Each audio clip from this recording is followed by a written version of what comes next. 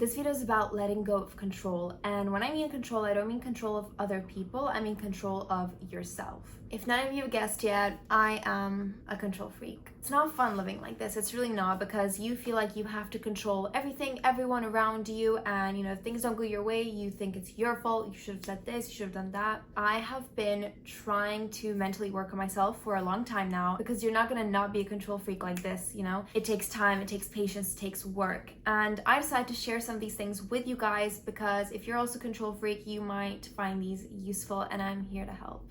So let's go. So number one, visualize letting go of control. So if you find yourself in a scenario or a situation where someone is doing something and you have this urge to just jump and take over and take control of the whole situation because they're making a mess, try to imagine you're someone else right now. Try to imagine you're someone super relaxed, super chill, easygoing. Imagine you're in acting school and just do your best performance of your life as this character who doesn't give a about the scenario. And when you frequently imagine letting go of that control, it's gonna start to become normalized in your brain, and you're gonna start feeling more positive about behaving that way. Like, it won't feel like such a strange, unfamiliar sensation when you're imagining to not take over, because when you imagine so hard, and our imagination is so powerful, you guys, like, become this person, imagine being this person, kind of like a fake it till you make it, but it's in order to normalize it in your mind that, okay, I don't actually have to be like this. I can be more relaxed, and it's possible because my imagination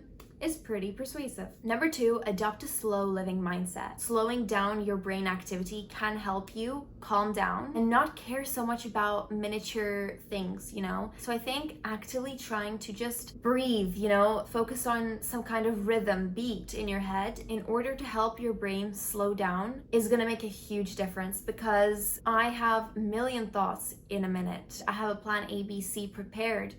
Everything is thought through, and it's thought through well, and it's not great because I think so much and I worry so much. And the method I find that helps me achieve this best is tunnel visioning on certain things. If you're purposely trying to not control a situation, just stare at an object and think about the object for a second. Who made it? What was it made for? What materials is it made out of? Like, really tunnel vision on it.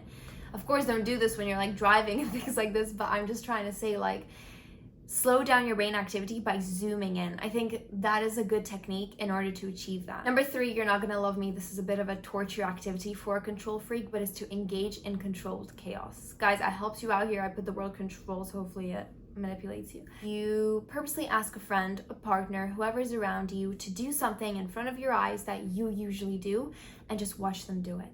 And you need to swallow your pride, swallow your tongue. You can't tell them what to do, and you have to be okay and calm with the unpredictability of things. And I think this will help desensitize your need for control. Number four, change up your language. Control freaks love using words like I need to, I have to, you can't, you have to, let me. Language shapes us massively, and these words can influence our behavior over time for sure. So trying to change the way we phrase sentences, or like show how we feel about a certain topic to ourselves, even when we say things out loud, can make a big difference. You need to find more relaxed language. Instead of I have to, I could. Instead of I need to, can I try? Like, be more curious, be more open, not so certain, not so confident that your way is the only way. The way you talk about yourself, the way you talk just in general, is going to shape your actions, your behavior, your rhythm. Number five, embrace your sense of humor.